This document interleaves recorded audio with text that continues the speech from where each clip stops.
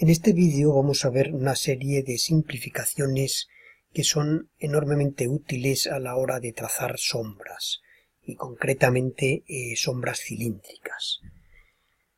Estas simplificaciones son las siguientes. Una primera simplificación dice: si una recta es paralela a un plano, es paralela a la sombra que arroja sobre dicho plano. En este caso, la recta AB es paralela a la sombra que arroja, y además de la misma magnitud. Una segunda simplificación dice de la siguiente manera: sombras de rectas paralelas son paralelas. En este caso, pues la sombra de estas dos rectas verticales pues van siendo constantemente paralelas entre sí. Y por último, la tercera simplificación dice: una misma recta arroja sombras paralelas sobre planos paralelos. En este caso, pues por ejemplo, la vertical A1A arroja sobre el plano horizontal esta sombra, y sobre este segundo plano horizontal que se encuentra aquí arriba arroja una sombra que es paralela a la primera. Vamos a ver lo enormemente útiles que son estas simplificaciones trazando precisamente esta sombra que tenemos aquí. Para proceder al trazado de la sombra, pues hacemos como otras veces, es decir, que vamos a empezar pasando un rayo de luz por el punto A, por ejemplo, y la proyección del rayo de luz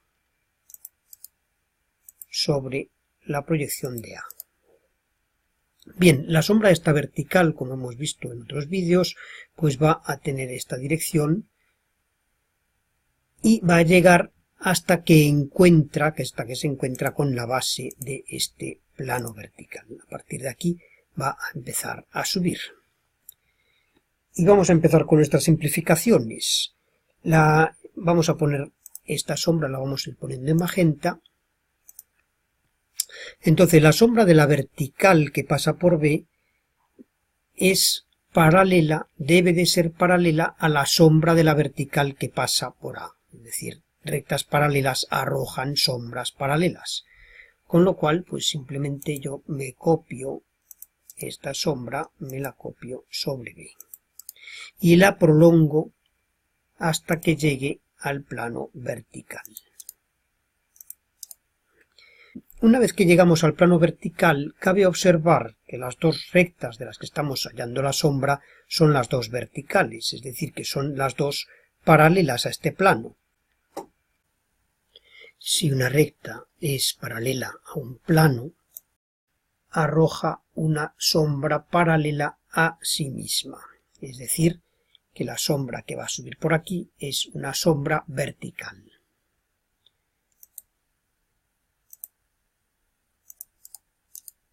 Una sombra vertical, y también en esta segunda recta una sombra vertical que vamos a poner de nuevo en color magenta.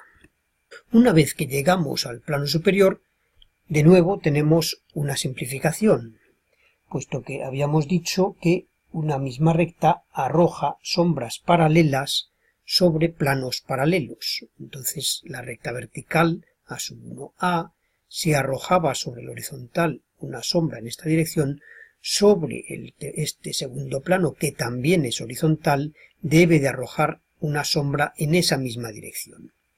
Es decir, que yo ahora simplemente voy a copiar de nuevo esta línea por aquí, y también pasa lo mismo con la vertical que pasa por B. Bien, ¿hasta dónde llega la sombra? La sombra llega hasta donde arroja sombra el punto A. Es decir, que en este caso, pues la sombra va a llegar hasta aquí, hasta donde corta la sombra que íbamos trazando de la recta vertical, hasta donde corta al rayo de luz que pasa por A. Ahí termina la sombra de esta recta vertical. A partir de ahí comienza la sombra de esta segunda recta, que es una recta horizontal, la recta AB.